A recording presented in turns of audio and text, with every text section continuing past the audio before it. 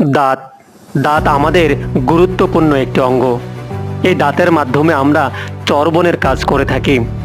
কিন্তু আক্কেল দাঁত ছাড়া অন্য যে কোনো দাঁত পড়ে গেলে দেখা দিতে পারে নানান সমস্যা। আক্কেল দাঁত ছাড়া একজন প্রাপ্তবয়স্ক মানুষের মুখে 28টি বিভিন্ন আকৃতি ও কাজের দাঁত থাকে। দাঁত পড়ে গেলে ভিন্ন ভিন্ন স্বাদের যে খাবার, সেসবের আর আগের মতো স্বাদ অনুভব হয় না।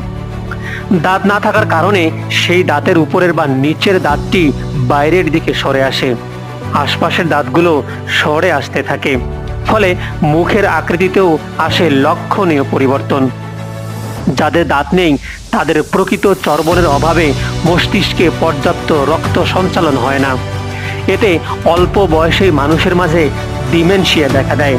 এর ফলে মানুষের স্মৃতিশক্তি কমে যায়, ঝিমিয়ে থাকে এবং আগের মতো আর কর্মচাঞ্চল্য থাকে না।